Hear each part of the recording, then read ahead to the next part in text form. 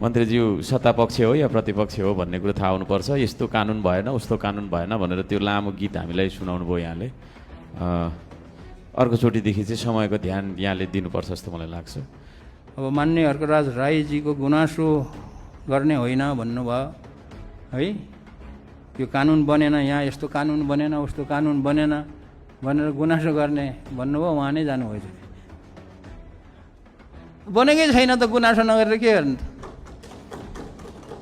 यो अहिलेसम्म बनेको भए मैले भने नि जिरो छ, जिरो छ अहिले। त्यहाँ अहिले हामीले केही खर्च गर्नु पऱ्यो, 10-20 रुपियाँको 100-200 केही किन्नु पऱ्यो भने नि खोल्तीबाट किन्नुपर्ने छ। किनिरहेको छ क्या अहिले पनि, किनभने कानुनै छैन। अब साउन 1 गतेदेखि त्यो जुन छ, अब आर्थिक वर्ष सुरु हुन्छ साउन 1 गतेदेखि। अब त्यहाँ चाहिँ अब अरू मन्त्रालयहरू त तपाईँहरूको कानुन छ, के छ, तपाईँहरूले खर्च गर्न सक्नुहुन्छ।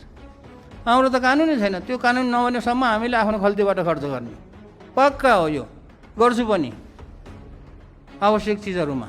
त्यसैले यो गुनासो गरेको होइन, वास्तविकता मैले चाहिँ भनेको हो र यो गराउनै पनि पर्छ र अहिलेको यो चाहिँ आवश्यक के अरे खाँचो पनि हो र यो अबन्डाको बजेट राख्ने होइन भन्नुभयो। अर्को मान्यज्यूले पनि भन्नुभयो। अब अबन्डा भन्ने शब्द मलाई यो कण्ठ गर्न दुई दिन लाग्यो होला सायद। यो शब्द सुनेकै थिएन त मैले। उहाँ सचिवजीले भन्नुभयो अबन्डामा यति पैसा छ भन्नुभयो। के हो अबन्डा भनेको? भनेको यस्तो यस्तो हो भन्नुभयो। अनि मैले त्यो शब्दलाई त्यो कण्ठ गर्नलाई कण्ठ गरेँ। अनि अलिखेर बेलुकातिर त बिर्सिन्छु फेरि। अनि त्यो शब्द के भन्नुभएको थियो त्यो भन्नुहोस् त भन्नु, उहाँलाई सोध्नु पऱ्यो मैले।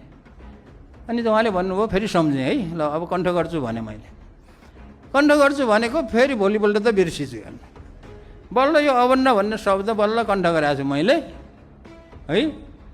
यो किन कसरी खर्च गर्ने के अरे छुट्याइयो भन्ने कुरा के हो भने, अब मन्त्रालयमा चाहिँ के छ त भन्दाखेरि मन्त्री भएको 26 गते, अनि बजेट आएको 15 गते।